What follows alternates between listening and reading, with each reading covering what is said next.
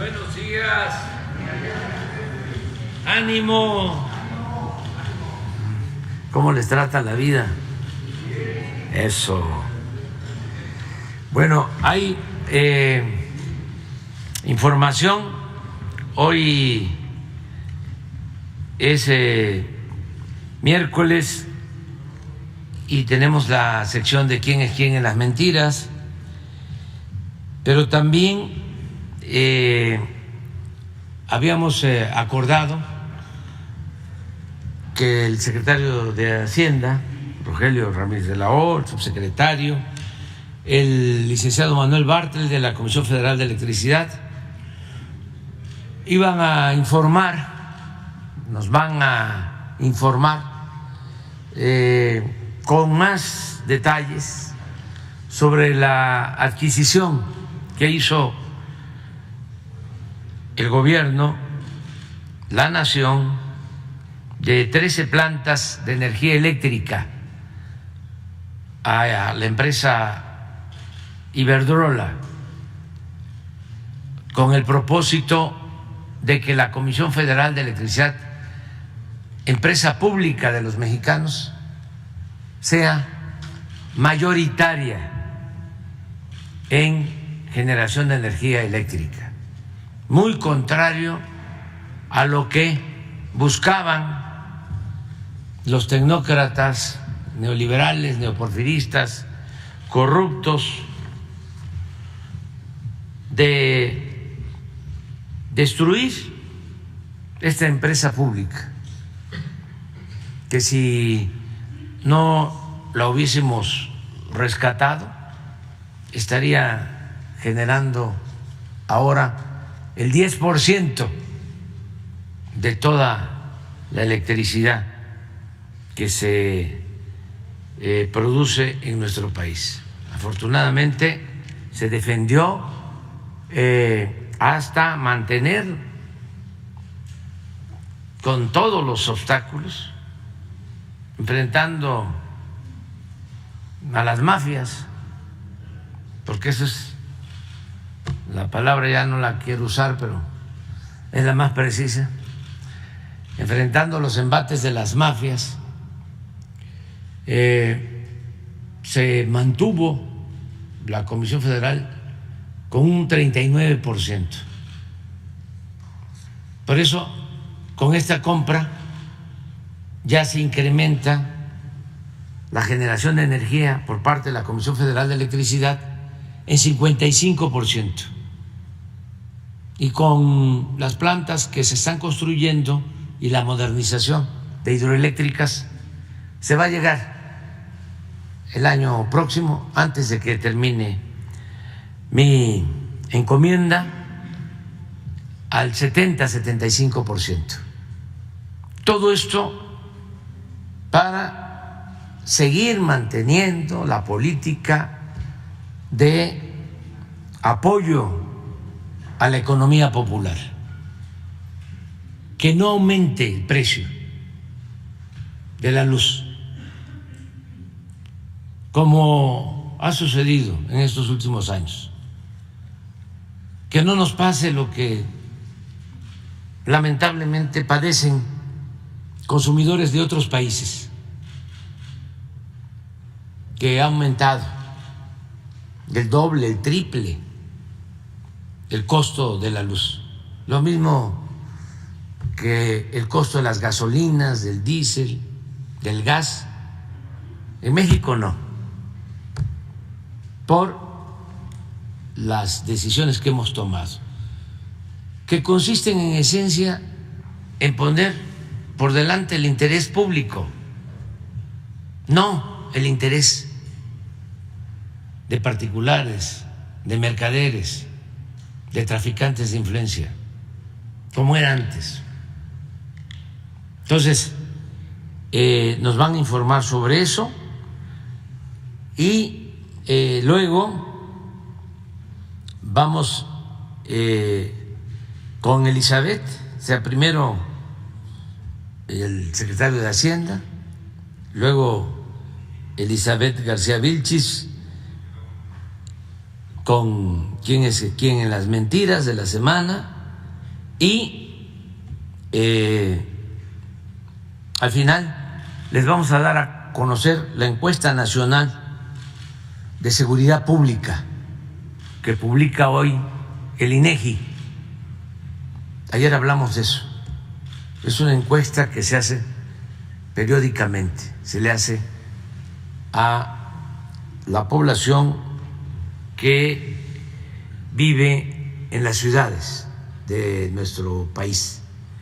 Entonces, esos son los tres temas y yo al final les quiero leer un documento sobre mi postura acerca de lo que resolvió ayer la Suprema Corte, que no de justicia. Pero al final voy a fijar con mucha claridad mi postura. Y aprovecho también para felicitar a Elena Reigadas, que el día de ayer, martes 18 de abril, Elena Reigadas fue nombrada la mejor chef del mundo en 2003. Es originaria de la Ciudad de México. No voy a decir de qué restaurante, ya eso se los dejo a ustedes, pero muchas felicidades a Elena Reigadas, nombrada la mejor chef del mundo en 2023, nacida en la Ciudad de México, orgullo mexicano. Bueno, pues vamos, Rogelio. Buenos días, muchas gracias, señor presidente. Buenos días a todos. Quiero ilustrar aquí una operación compleja, pero hacer la presentación simple, porque todo lo complejo se puede simplificar. Entonces, aquí tienen ustedes tres niveles. ¿Cuál es el perímetro o el alcance de la compra? ¿Cuál es el impacto para el Estado y la Comisión Federal de Electricidad? ¿Y cuál es el costo? El perímetro son 13 plantas de generación que tienen generación efectiva de 8.5 gigas, 12 son de ciclo combinado y una es eólica. Estos 8.5 gigas se suman a los 44 que tiene la Comisión Federal de Electricidad hoy de generación y nos dan 52.7 gigas de capacidad del Estado, cuando la demanda pico es de 48.1 gigas en México el día de hoy. Es decir, la compra más la capacidad que tiene la Comisión hoy nos daría la totalidad de la demanda pico. La CFE va a operar el 55% de la capacidad de generación eléctrica del país con estos 8.5 gigas más con lo que hoy genera. Mayor escala va a permitir, como en todas las empresas, aumentar la escala de la producción, aumenta las eficiencias internas y da sobre todo a la Comisión una mayor participación en un mercado de alto crecimiento que es el del nor-noreste, en donde tiene solo el 4.5% hoy, pasaría a tener una capacidad mucho mayor.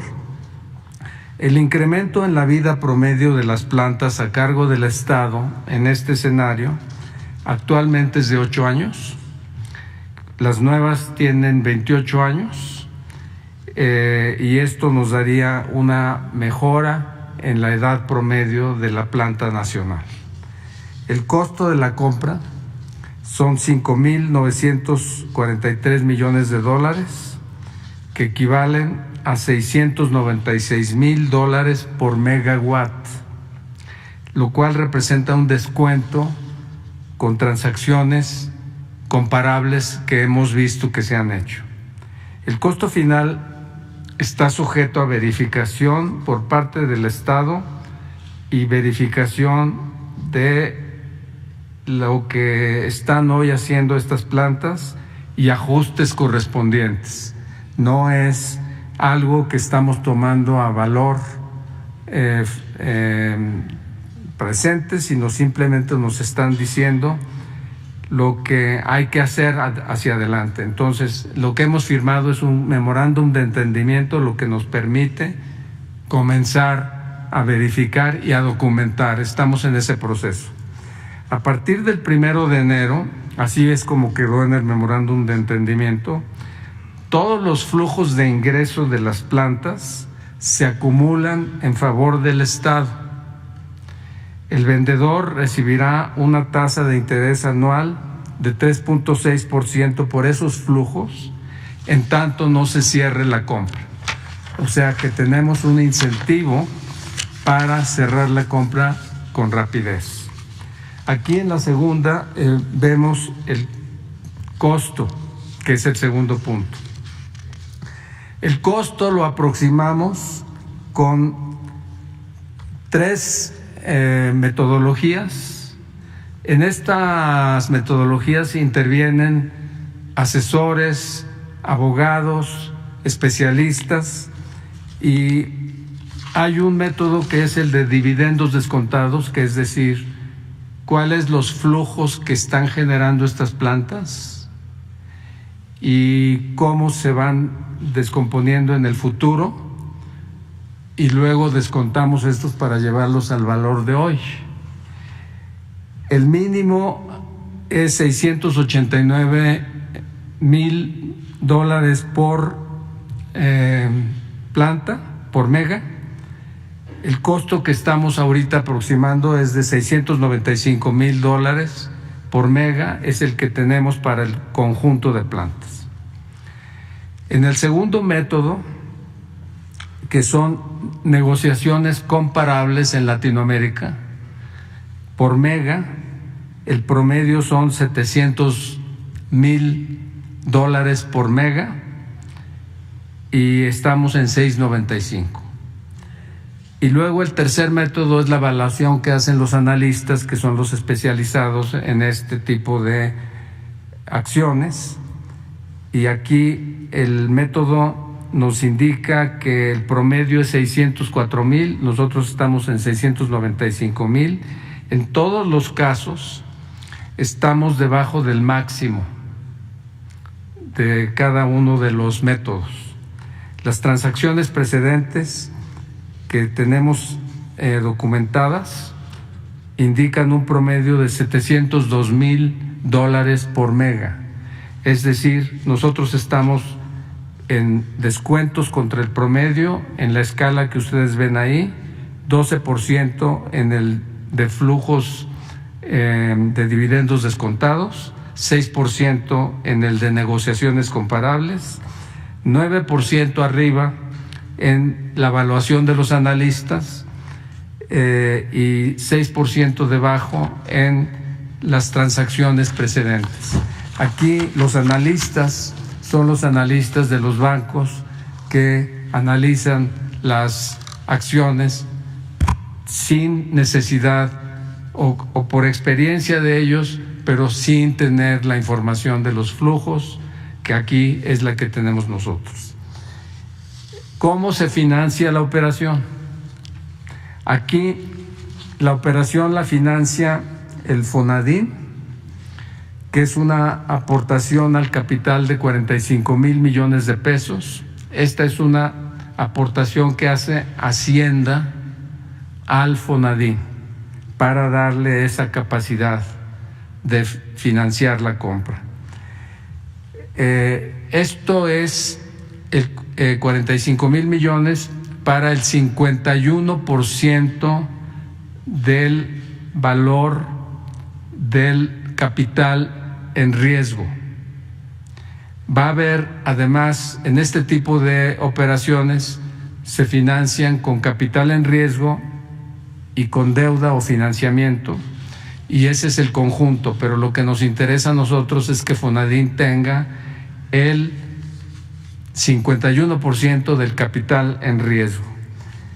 La aportación de capital son 45,000 millones, el financiamiento soportado por los flujos mismos del proyecto, pero ya es vía financiamiento, son 66,500 millones de pesos, y en eso es la totalidad de los 5,900 millones de dólares de costo. En la estructura de operación de esta transacción, Fonadín es el adquirente. Debajo de Fonadín va a haber un vehículo especial, de propósito especial para hacer esta operación. Ese vehículo va a dar un contrato a la empresa MIP, que es el Fondo Mexicano de Infraestructura, que es una empresa especializada en administrar estos activos, pero solo como administrador. El Fonadín se asegura que tiene la mayoría del control de los activos de capital de riesgo y por lo tanto de los vehículos que se desprenden para este propósito. El financiamiento entonces está más que asegurado. Por parte nuestra es el Fonadín, 100% capital de riesgo, y el mercado está ya desde estas alturas, aún sin conocer los detalles, está ofreciéndonos el financiamiento. Todos los bancos han venido prácticamente, los bancos grandes han venido prácticamente a ofrecer financiamiento porque saben que esta es una operación bastante atractiva para ellos. Pero aún en el hecho de que se supusiera que esto es deuda, hemos insistido en que esta es una operación. Nosotros tenemos el dinero en disponibilidades, es decir, en la chequera. Sacamos dinero de la chequera nuestra, no estamos recurriendo a deuda y estamos comprando un activo que produce flujo. Entonces, ahí es en donde vemos e insistimos que el Fonadín está haciendo una operación de administración de sus propios activos, de pasar de su chequera a un activo productivo. Entonces, por eso insistimos en que no hay deuda, pero en el supuesto de que hubiera deuda y para satisfacción de quienes están insistiendo en que esta es una operación de deuda, nosotros tendríamos todavía mucho margen para quedar por debajo del endeudamiento que constituyó el presidente Felipe Calderón, en donde hubo un incremento de deuda, ustedes lo ven en la tercera columna, de 7.7 puntos porcentuales del Producto Interno Bruto, que es como medimos el impacto. En el sexenio de Enrique Peña Nieto hubo un incremento de 8.5 puntos porcentuales de deuda contra PIB, y lo que llevamos hasta el quinto año, todo esto es hasta el quinto año, nosotros llevamos 5.0 puntos porcentuales, y esto es sobre todo por la caída del Producto Interno Bruto en el año 2020 y no necesariamente por el aumentar la toma de deuda. Sin embargo, así queremos ilustrar. Aquí hay que hacer dos distinciones. Primero, estas dos administraciones hicieron reforma fiscal y en reforma fiscal aumentaron las tasas de impuesto. Nosotros no hemos hecho reforma fiscal y estamos aún así mejor en términos de deuda contra Producto Interno Bruto. Entonces, eso es algo que hay que tomar en cuenta cuando se comparan los niveles de endeudamiento. Quiero mencionarles que hemos corrido el modelo y la operación se paga en 10 años. En 10 años estamos con un ingreso que proviene del flujo de los recursos superior a la cantidad de 2.400 millones de dólares que invertimos de origen en el costo de la adquisición del capital de riesgo. Estamos también tomando en cuenta que el tiempo para reponer y para poner en operación una cantidad similar de megas es de aproximadamente 10 años, cuando aquí ya tenemos esta cantidad de megas en el momento en el que finquemos la compra, y por eso es que estamos viendo varias ventajas. No solamente es el hecho de que disponemos de una capacidad de generación del 55.5% ahora, sino de que es un flujo interno. Esto se paga, entra el dinero de Hacienda, pasa por el Fonadín y finalmente se recupera y lo recupera Fonadín. La Comisión Federal de Electricidad genera utilidades operacionales, pero al mismo tiempo genera dividendos, y eso es lo que el Fonadín está tomando en cuenta para esta adquisición como dividendo. Esa es la explicación. Si hay alguna duda o… Sí. Al final.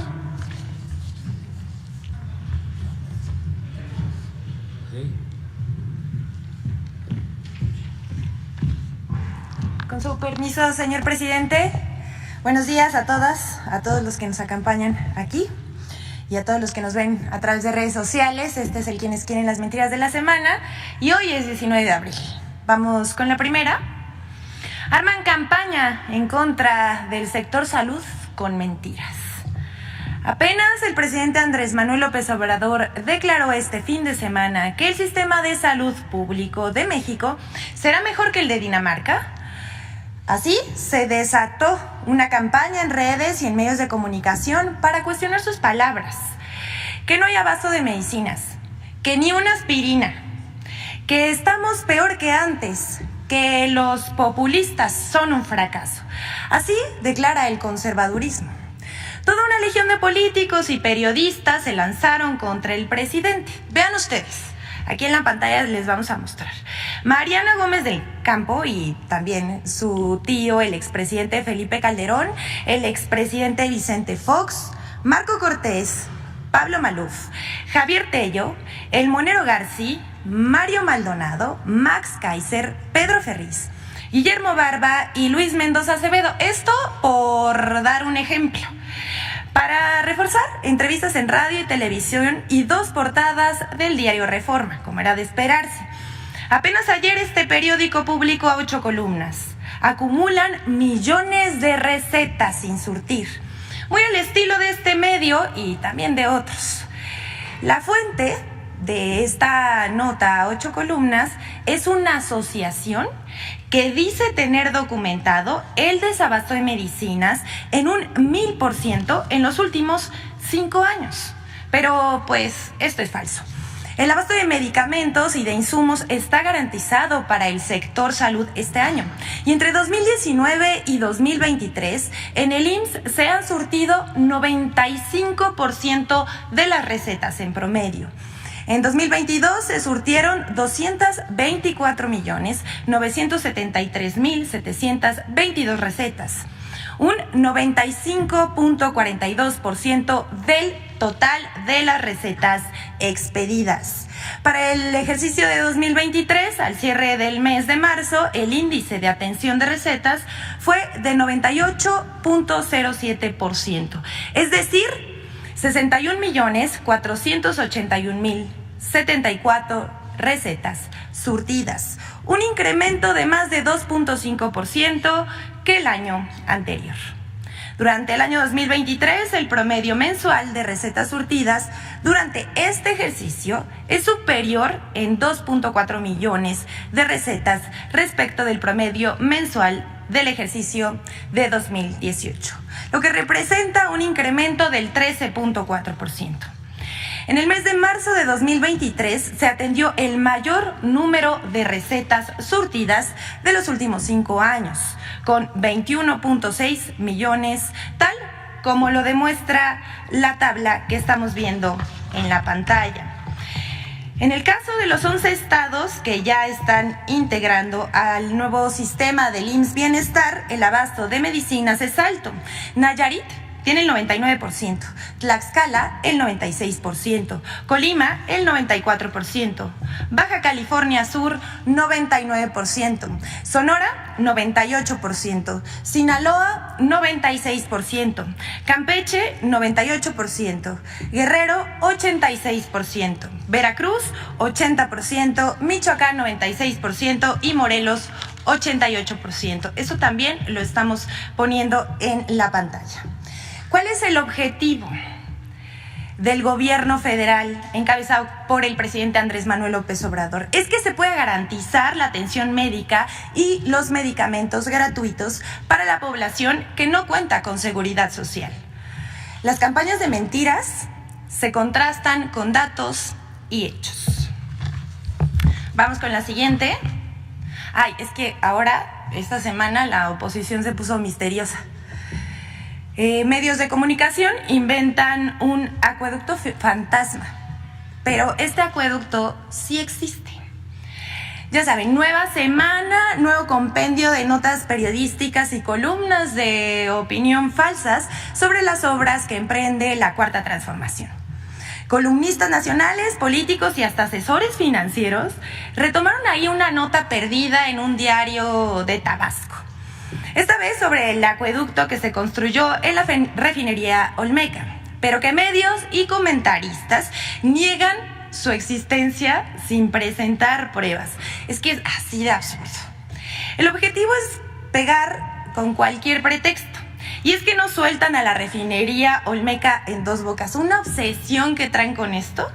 Este proyecto además fue construido en tiempo récord. Así los diarios Reforma, El Heraldo de Tabasco, El Sol de México, Sociedad 3.0, El Universal y W Radio, por igual, publicaron notas que artículos de opinión y entrevistas, como en el caso de Carlos Loret de Mola. Ya saben, Dios los hace y ellos se juntan, porque le prestó el micrófono al senador del PAN, Julen Rementería, quien por desconocimiento o mala intención declara que no sabe si la refinería funciona y si el acueducto existe.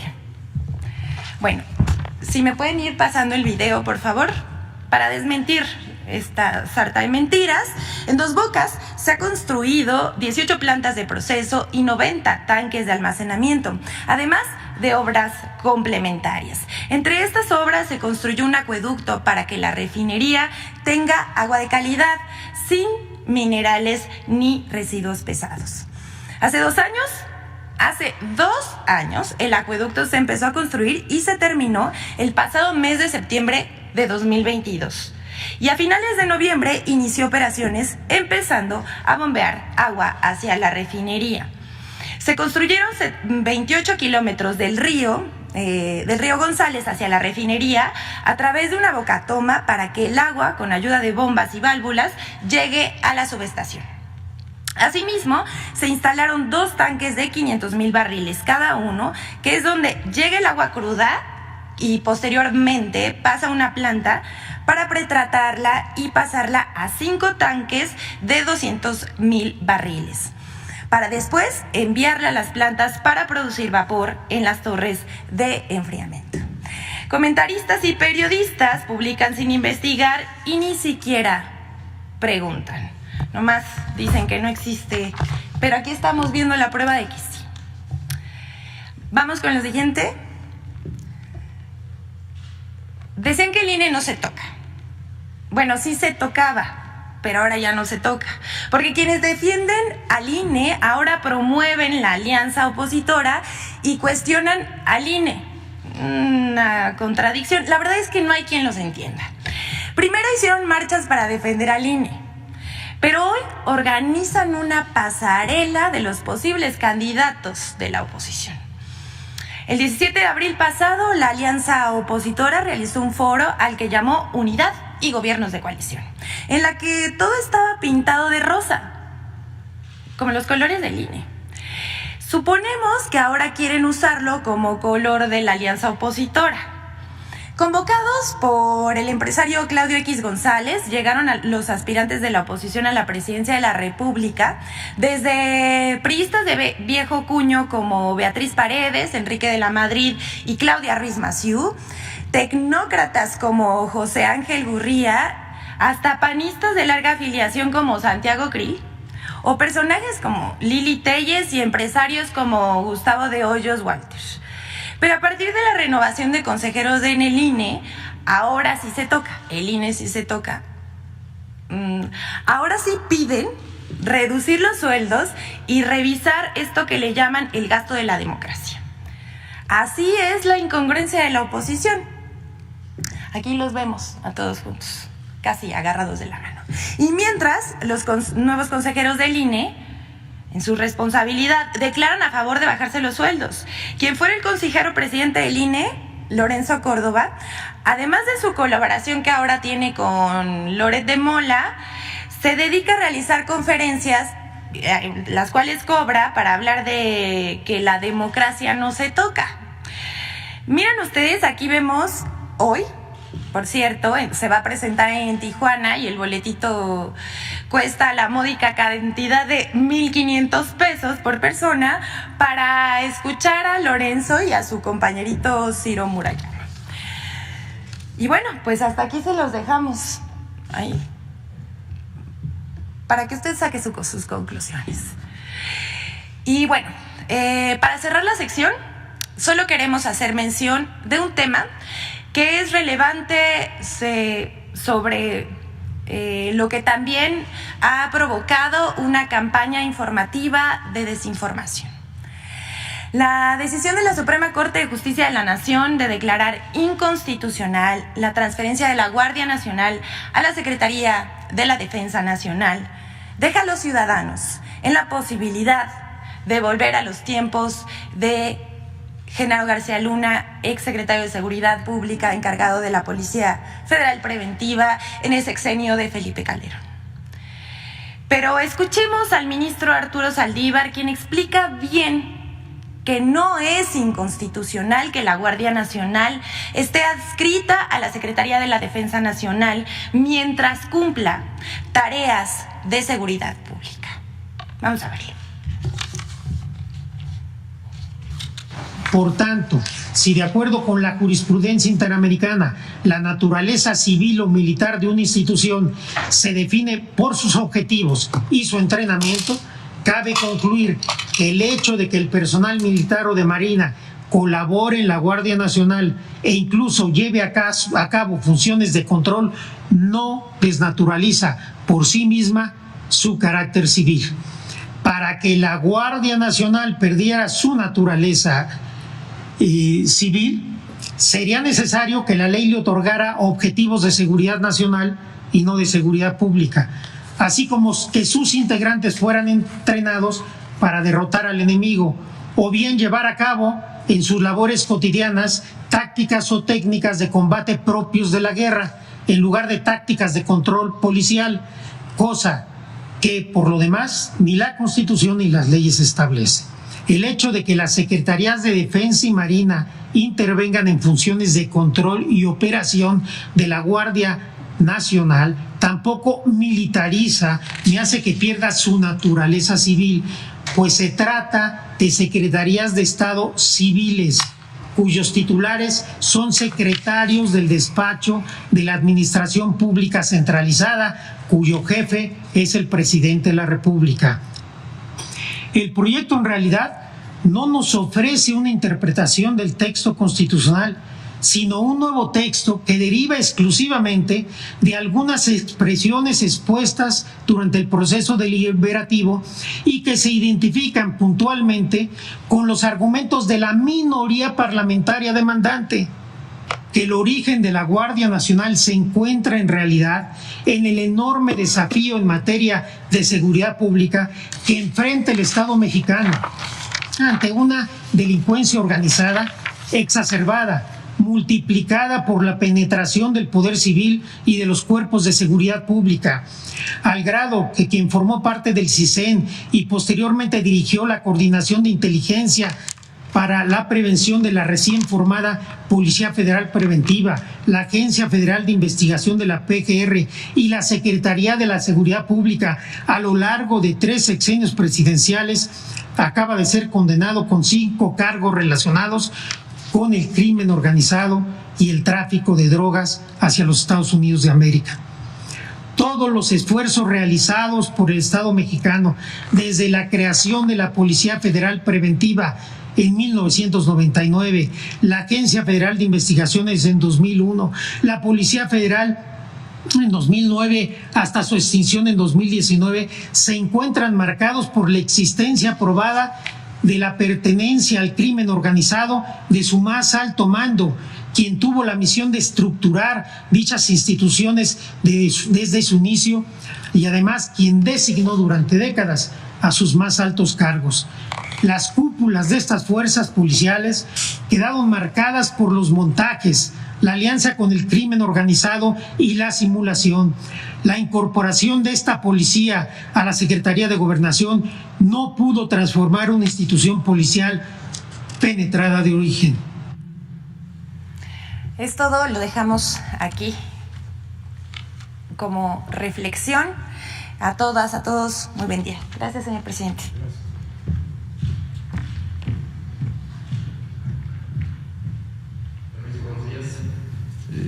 Vamos a presentar la Encuesta Nacional de Seguridad Pública Urbana, que hoy dio a conocer el INEGI hoy en la mañana.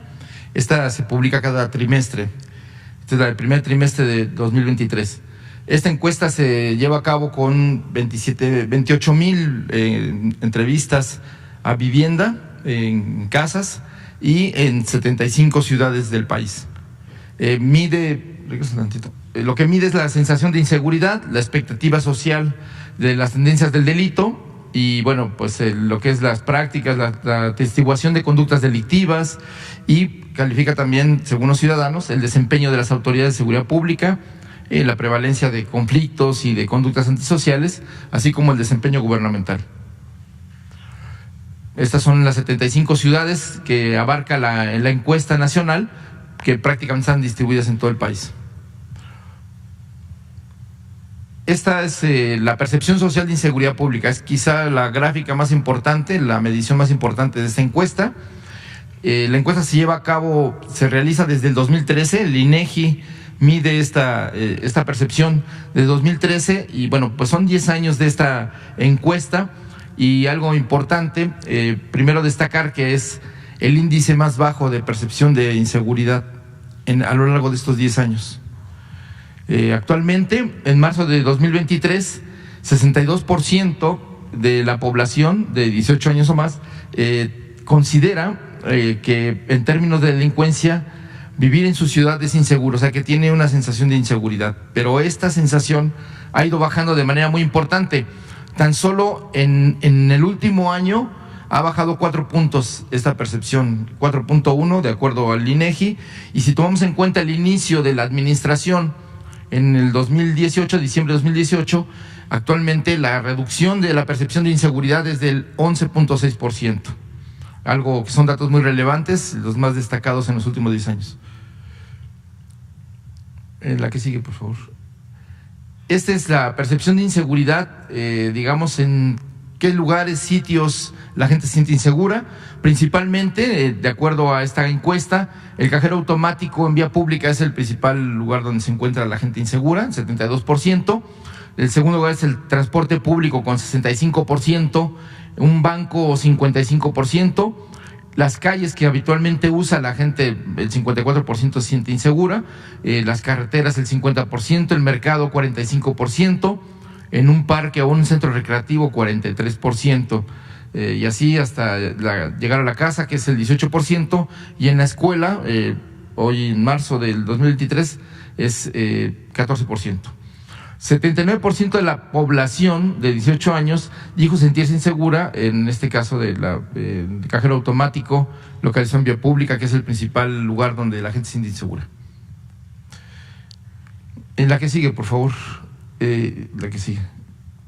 Esto es importante, son indicadores indirectos, pero muy importantes respecto a la percepción de inseguridad. Aquí, ¿qué es lo que está preguntando el INEGI? Que si la gente ve o percibe consumo de alcohol en las calles, alrededor de su casa, robos o asaltos, vandalismo y graffiti o venta de drogas. Es importante ver que el consumo de drogas en las calles donde la gente vive ha ido disminuyendo la percepción pues por más de 6 puntos.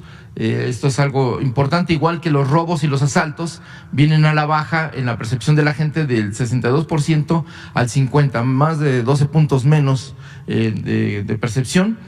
Y en el caso del vandalismo, pues se llega a 13 puntos menos, es también una percepción importante, donde la gente ve menos vandalismo, menos grafitis, menos daños en el mobiliario urbano, etcétera. Lo que sí es interesante destacar es que lo que aún continúa siendo un problema para la percepción de los ciudadanos es la venta o consumo de drogas en las calles o en los lugares cerca de su casa. Otro tipo de conductas que también percibe la gente pues como problemáticas y que generan miedo es los disparos frecuentes de armas, que en este caso es junto con el consumo de sustancias y de drogas, pues ese va a la alza, que digamos 4 puntos arriba en la percepción del inicio de la medición en el 2016. Y en el caso de las bandas violentas o el pandillerismo, es importante la baja de la percepción, pues prácticamente pues 24 puntos. La 24% de la gente percibe que hay violencia o pandillerismo, pero veníamos de más de 30%. En el caso de las tomas irregulares, los diablitos, estas formas de adquirir electricidad, pues van a la baja también, de manera ilegal, van a la baja. Y el robo ilegal de gasolina o huachicol, también, que comenzó muy alto, el 6% en el 2019, actualmente se encuentra a la mitad, en 3.3. Lo que sigue, por favor. Este es también un dato muy importante en esta encuesta. ¿Cómo se identifica? ¿Cuál es el principal problema que los ciudadanos se enfrentan o creen que tienen en sus ciudades? Destaca los baches en calles y avenidas. Sigue siendo el tema principal de preocupación para los ciudadanos en materia de los problemas que enfrenta todos los días, junto con las fallas y fugas de suministro de agua. En el caso de los baches, el 76% percibe como el principal problema. Luego de las fallas y fugas en el suministro de agua potable, el 56% piensa que esta puede ser el principal problema. El alumbrado público insuficiente, el 55%. Y hasta el cuarto lugar concibe, digamos, que la delincuencia, los robos, las extorsiones, los secuestros, las amenazas son un problema de su ciudad. La mitad de la población, el 50%, piensa que este es el principal problema de las ciudades. Le siguen calles y avenidas con embotellamientos frecuentes, con el 47%, coladeras tapadas por acumulación de desechos, servicios de transporte público deficiente con el 37%, hospitales saturados o servicio deficiente, 34%, parques y jardines descuidados, un 34%, deficiencias en la red pública del drenaje, 31%, ineficiencia en el servicio de limpia y recolección de basura, un 25%, falta de tratamiento de las aguas residuales, 18%, mercados centrales de abasto en mal estado, un 13%, y problemas de salud derivados del mal manejo de los rastros, pues un 5%. Pues muy rápidamente, los cambios de hábito por percepción de delincuencia y miedo, pues también están a la baja. La gente que cambia sus hábitos, pues se ubica en 51%, cuando venimos de pues números del 66%, es decir, 15 puntos menos de la percepción de cambios de hábitos por cuestiones de delincuencia. En cambios de hábito de caminar de noche alrededor de su vivienda, De igual manera, va a la baja. Venimos de una percepción del 55%, entonces son 11 puntos menos en la percepción de los ciudadanos en su cambio, en el cambio de hábito de cambiar de caminar de noche alrededor de su vivienda. Cambió su hábito de permitir que menores salgan de su vivienda, pues también va a la baja. Del 58% que se ubicaba al inicio de la administración, actualmente se encuentra en 43%, es decir, 15 puntos menos. En el caso del cambió su hábito de visitar a parientes o amigos, pues esto va a la baja también, no del cambio de sus hábitos. Digamos que 11 puntos menos, del 38% al 27% actual. Y esta es la percepción, la calificación que le dan los ciudadanos a las instituciones que pues se encargan de atender la seguridad. El primer lugar, y esto es destacado, digamos, las principales autoridades federales y en general todas van a la alza, en particular Marina, que alcanza el 87.5%, donde la población manifiesta confianza en las labores de la Marina. En el caso del Ejército, la confianza que tiene la población es del 83.4%, y la Guardia Nacional, que está en el centro de la polémica, sigue aumentando la confianza de los ciudadanos hasta el 76.7%. Viene a la alza de manera constante desde su creación. En caso de la Policía Estatal, pues el 55% de la gente confía en ella, y la Policía Preventiva Municipal el 49.9%. Aquí vemos el desarrollo de esta percepción de Marina, del Ejército y de la Guardia Nacional, y como decíamos, las tres van al alza, particularmente la Guardia Nacional, que ha ido, mejorando su imagen y ganando la confianza de los ciudadanos. La que sigue, por favor. Y bueno, aquí es esta confianza social en los titulares de la administración pública. Aquí el dato que es muy importante es que el 50% de la población considera que se puede confiar en el presidente de la República con un nivel muy alto de confianza, más de, entre el 8 y el 10, lo que mide como se mide, este indicador, es 0 significa nada y 10 es completamente confiable quien están preguntando, ¿no? Entonces aquí estamos hablando de que pues el 80% de la población de México confía en el presidente de la República. La mitad de manera completamente, completa, ¿no? Y en el caso de los gobernadores, pues se reduce esta percepción, es el 5.5 en promedio, y se alcanza más o menos como el 70%, y en el caso del presidente municipal, pues alrededor un poco menos del 70%. Pero bueno, aquí lo que destaca es la confianza que hay en el presidente de la República por parte de la población, que alcanza niveles del 80%. Y bueno, de esta manera, este es un resumen de la encuesta nacional de percepción de seguridad del INEGI de este trimestre de 2023. Gracias. Bueno, dos comentarios. Uno de carácter general y otro más específico, ¿no?, sobre la encuesta. De carácter general,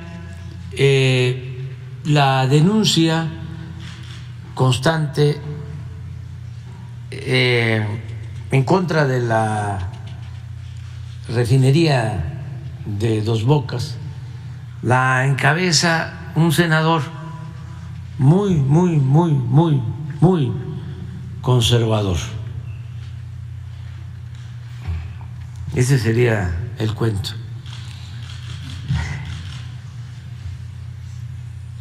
Rentería, creo.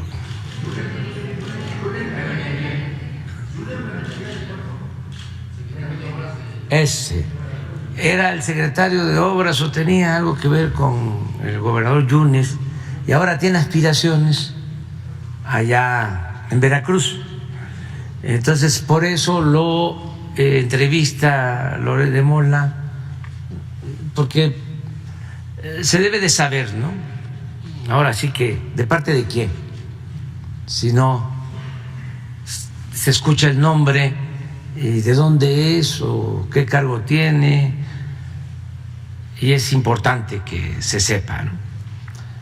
Este senador fue el que trajo a los de Vox, que es un grupo de extrema derecha, de la ultra, del conservadurismo en España. Entonces, quiere ganar simpatías, ¿no?, con cualquier disparate, porque ya está en campaña. Y es legítimo, nada más que se sepa cuáles son sus intenciones, ¿no? A lo mejor va a declarar hoy de que él no quiere ser candidato a la gobernatura de Veracruz y ya me va a desmentir, ¿no? Y voy a tener yo que ofrecer disculpa aquí, pero bueno, ese es el fondo, para que se tengan todos los elementos.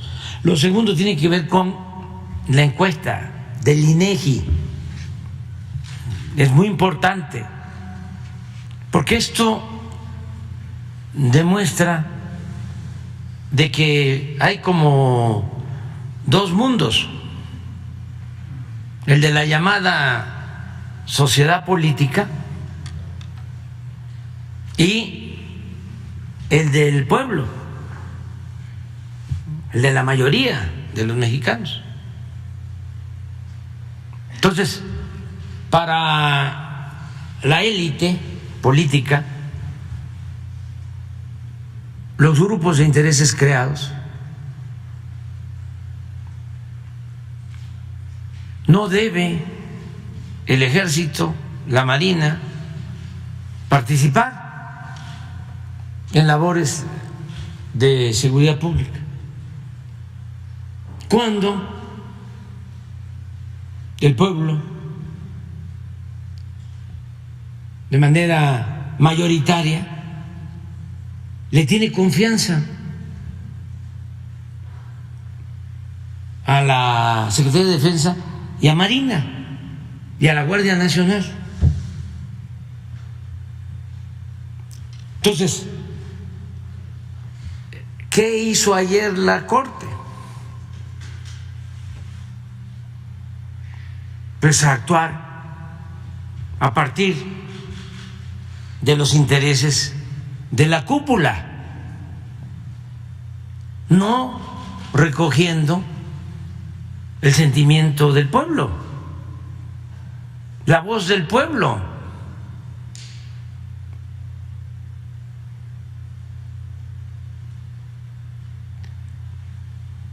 Y así era antes, y así quieren que continúen las cosas, que sea una élite la que decida siempre. Por eso hablo de que en sentido estricto no había una democracia en México, sino imperaba una oligarquía disfrazada de democracia, con una fachada democrática, porque dominaba una minoría. La oligarquía es el gobierno de los ricos, el gobierno de la minoría. La democracia es el gobierno del pueblo. Ese es el fondo. Ellos quisieran, nuestros adversarios, que se mantuviese el mismo régimen de corrupción, de injusticias, de privilegios, en donde todos los intereses contaran, menos el interés del pueblo. Esa es nuestra diferencia profunda. Entonces, por eso doy a conocer al pueblo de México mi postura sobre la resolución de la Suprema Corte de no permitir que la Guardia Nacional dependa de la Secretaría de la Defensa Nacional. 1. 8 ministros de la Suprema Corte, con excepción de 3, actuaron de manera facciosa el día de ayer y no con criterio jurídico, sino político, defendiendo las antiguas prácticas del régimen autoritario y corrupto, caracterizadas por la injusticia, el contubernio y la subordinación de las autoridades a la delincuencia organizada y a la delincuencia de cuello blanco.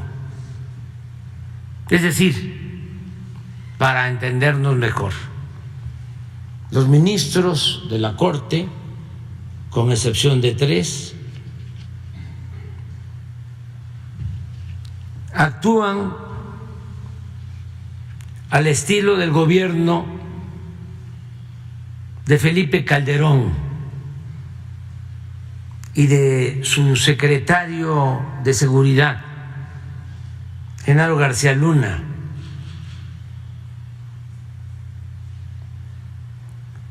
condenado en Estados Unidos por narcotráfico y asociación delictuosa.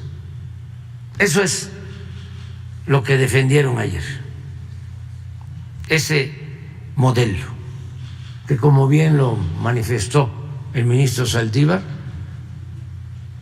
se aplicó durante 3 sexenios consecutivos.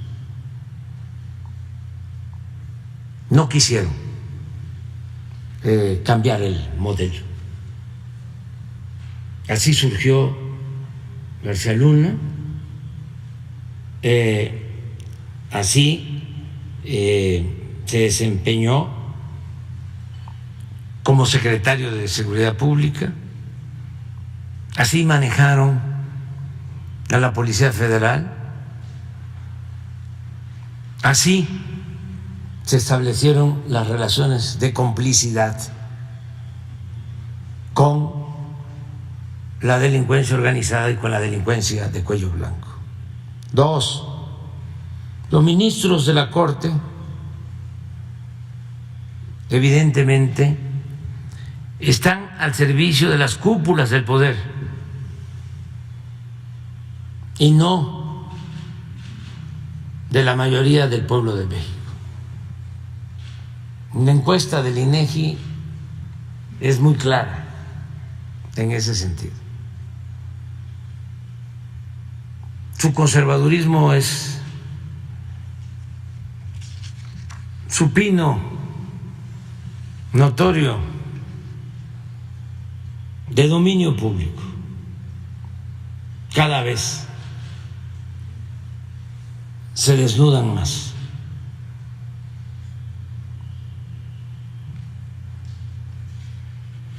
Se despojan de sus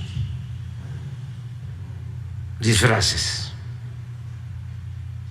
3, para no afectar la buena marcha y la consolidación de la Guardia Nacional, he instruido a la secretaria de Seguridad y Protección Ciudadana, Rosa Isela Rodríguez Velázquez, de quien dependerá esta corporación, de acuerdo a lo que ayer se decidió,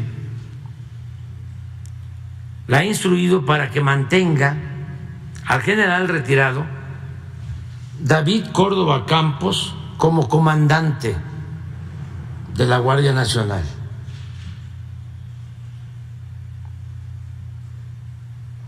por su buen desempeño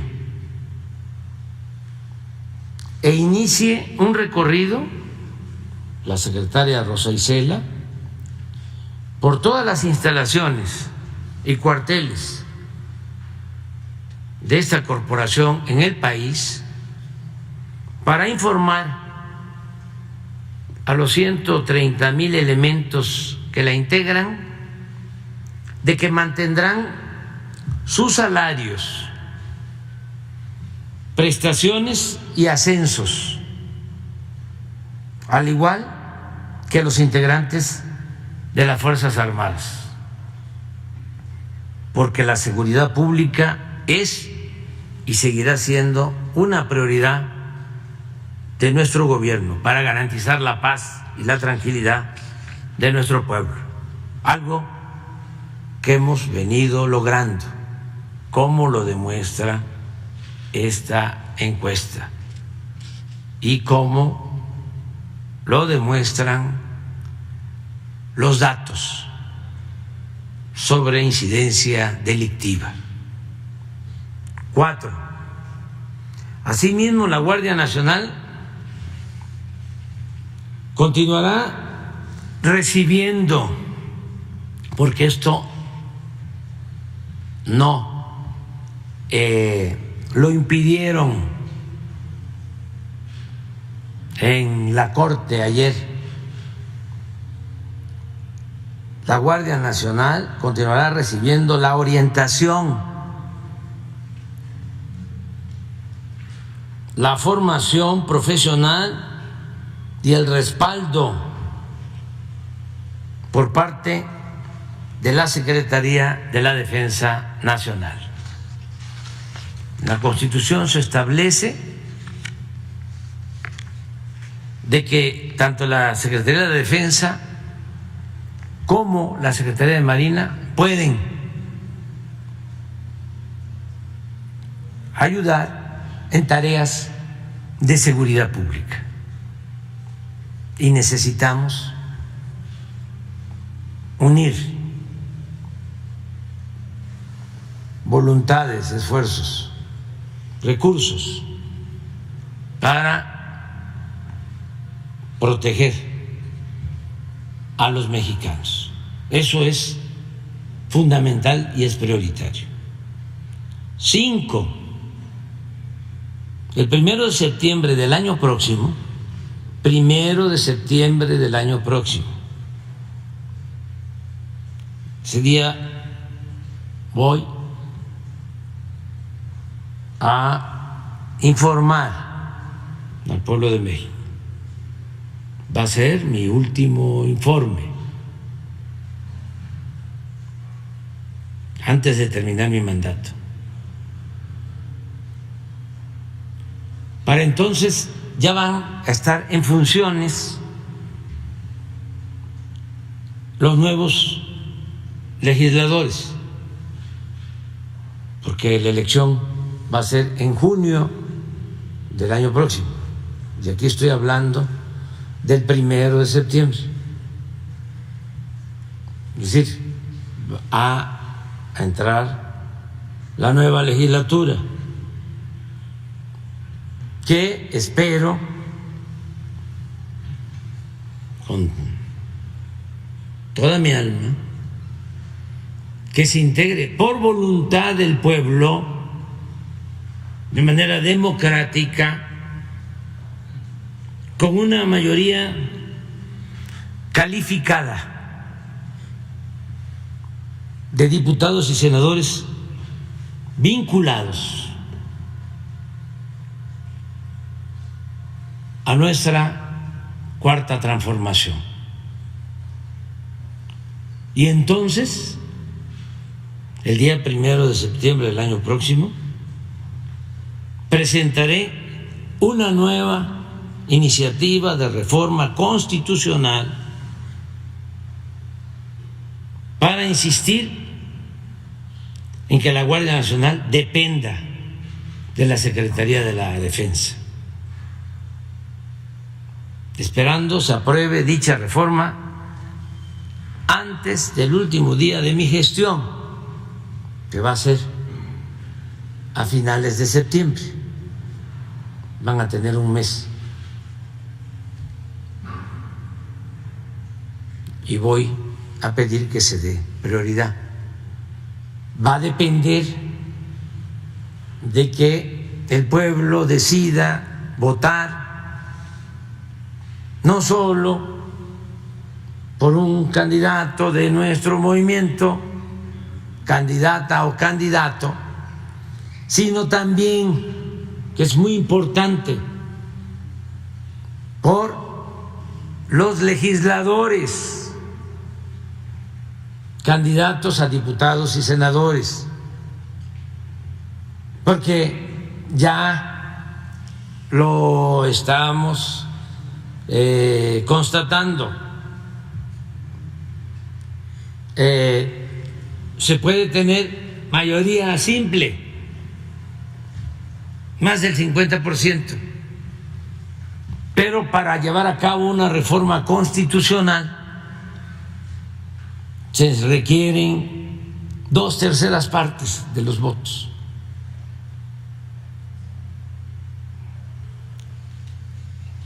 Es decir, se requiere una mayoría calificada. En el caso de los diputados no son 251 votos. Con eso se puede llevar a cabo una reforma a una ley secundaria, o se puede aprobar una ley, pero no se puede con la mayoría más uno aprobar una reforma constitucional.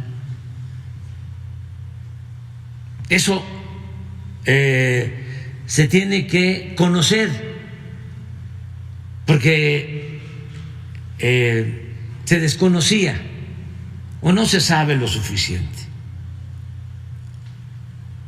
Y una transformación requiere de reformas constitucionales. Tan es así que han habido 3 transformaciones en la historia de México, y en las 3 transformaciones han habido nuevas constituciones.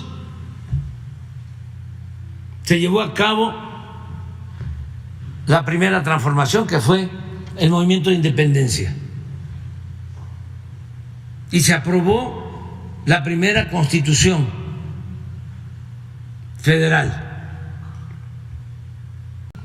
Viene la segunda transformación, el movimiento de reforma, de aquí, este palacio, que estaba también el recinto legislativo, se aprueba la Constitución Liberal de 1857.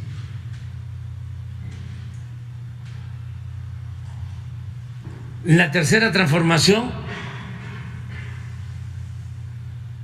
que inicia con la Revolución de 1910, se aprueba en 1917 la Constitución que da respuesta a las demandas del pueblo que participó en la Revolución, las demandas de justicia, las demandas de democracia. Entonces, esa Constitución es vigente. Cuando nosotros llegamos a la presidencia por un movimiento democrático, teníamos 2 caminos: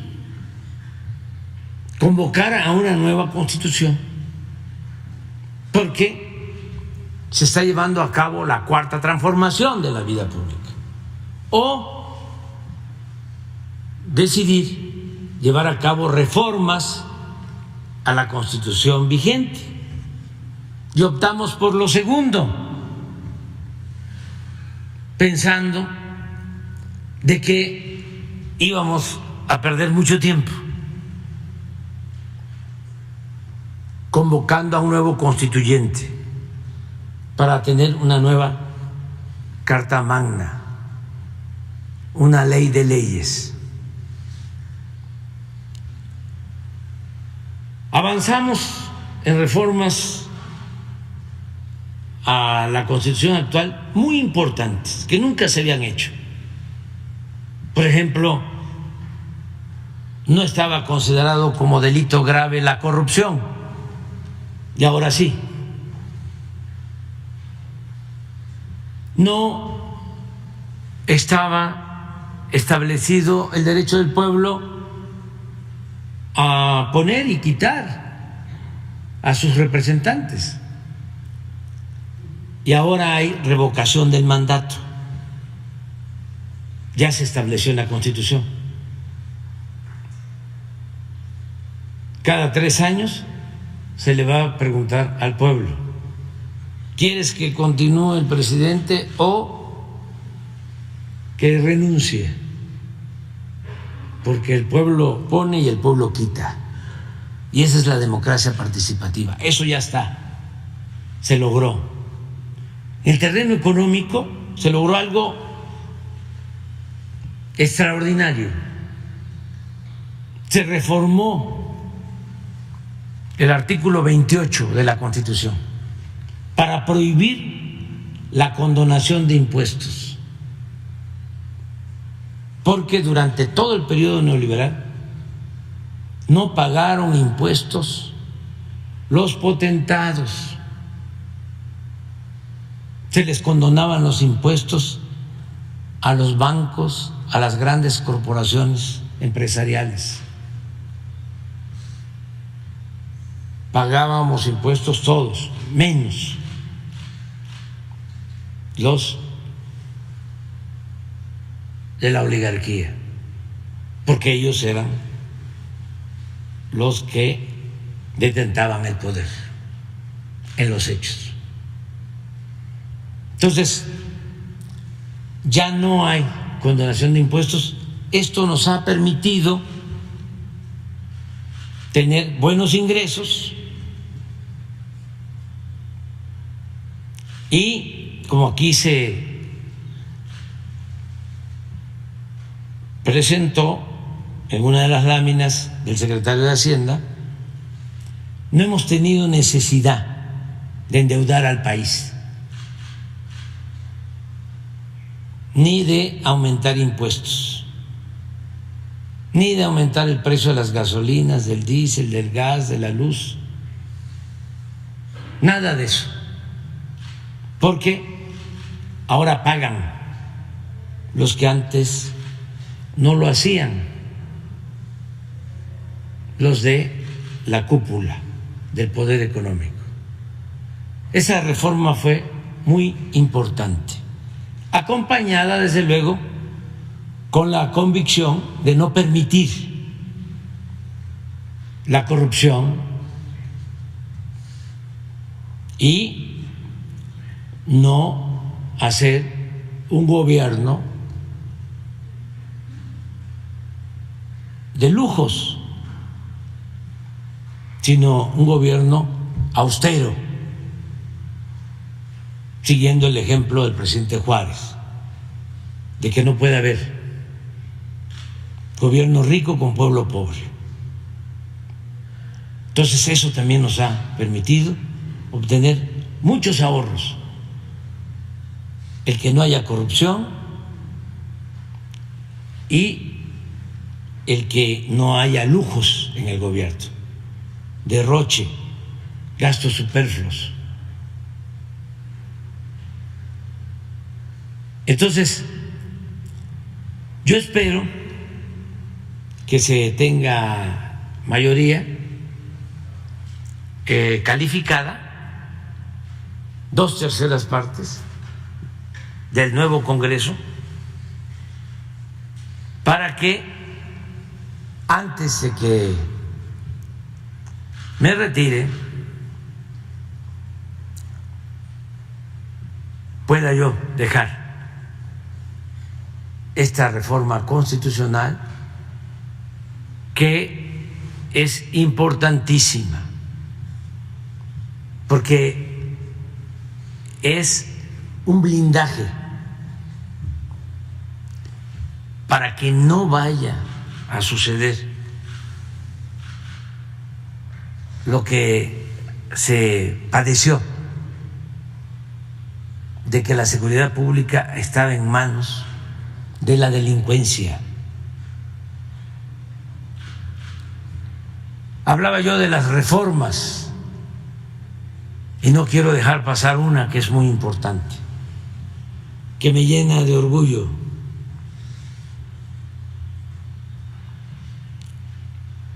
La reforma para que los programas de bienestar estén ya considerados como derechos constitucionales. Imagínense, ya la pensión a los adultos mayores es un derecho constitucional. Y esté quien esté en la presidencia, se va a tener que garantizar ese derecho. Además, ni siquiera van a tener la excusa o el pretexto de que no hay presupuesto, porque en la misma Constitución se establece, en un artículo transitorio, que estos derechos deben de garantizarse y que cada año tiene que ir aumentando el presupuesto para que sean atendidos. Lo mismo en el caso de las pensiones para discapacitados, lo mismo en el caso de las becas para estudiantes de familias humildes, lo mismo el derecho a la salud, atención médica, medicamentos gratuitos, lo mismo en el caso de la educación. No es como lo llevaron a cabo o querían establecerlo en definitiva los neoliberales neoporfiristas corruptos, el convertir la educación y la salud en privilegios cuando se trata de derechos de nuestro pueblo. Entonces, este es el texto. Termino diciendo, el propósito es de que nunca se regrese a la terrible época de contubernio entre delincuentes, potentados y autoridades. Entonces, esa es nuestra postura con relación a lo que resolvieron los ministros de la Corte. No, no me sorprendió, porque están muy alineados a la política del bloque conservador, del supremo poder conservador. Quedaron más expuestos, y por eso no hay mal que por bien no venga, porque esto ayuda mucho a entender cómo debemos seguir luchando para consumar en definitiva la transformación que requiere el país. Se ha avanzado, ya considero que se establecieron las bases, pero hace falta seguir moralizando, seguir limpiando, seguir purificando la vida pública. Es un tiempo importantísimo en nuestro país. Son momentos estelares en nuestra historia. No nos podemos quejar. ¿Cuándo íbamos a pensar que se iba a vivir todas estas cosas? Es realmente excepcional, extraordinario. Estamos viviendo tiempos interesantes. Antes todo era plano, no se movía nada, ni una hoja del árbol de la política. La política era asunto de los políticos. Ahora no, ahora es asunto de todos. Y era la vida, por eso también muy aburrida, porque era un pensamiento único, lo que imponían a través de todos los medios, con honrosas excepciones. Ahora no, ahora hay pluralidad, diversidad, hay debate, una auténtica democracia. Ya no somos ciudadanos imaginarios, somos ciudadanos de verdad. Y el pueblo está muy politizado, hay mucha conciencia, está cambiando la mentalidad del pueblo, que eso es lo más importante, porque hay veces que hay hasta revoluciones, siempre lo he dicho, y la gente sigue pensando igual. Ahora no, ahora de manera pacífica, con la revolución de las conciencias,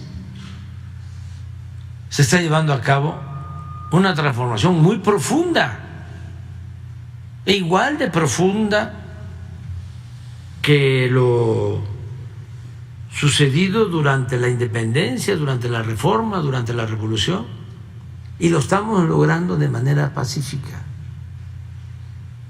¿Cuándo se había visto de que la Corte se le enfrentara y se opusiera al presidente? Nunca. Hay una puertecita aquí en Palacio que da a la Corte, por ahí pasaban, y en la red, en el teléfono rojo, había comunicación con el presidente de la Corte. Entonces, qué bueno que estamos viviendo todo esto, porque ya no hay simulación. Antes se hablaba de división de poderes, pero el poder de los poderes era el presidente, era el ejecutivo. El poder legislativo y el poder judicial estaban subordinados, eran apéndices. Entonces ahora, gracias al movimiento democrático, a la lucha de millones de mexicanos, estamos viviendo estos momentos de cambio, de transformación, y hay un auténtico Estado de Derecho, no un Estado de chueco o de cohecho, porque nosotros vamos a cumplir con lo que resolvieron los ministros de la Corte, pero al mismo tiempo pues vamos a ejercer nuestros derechos y facultades. Entonces es interesante. A ver.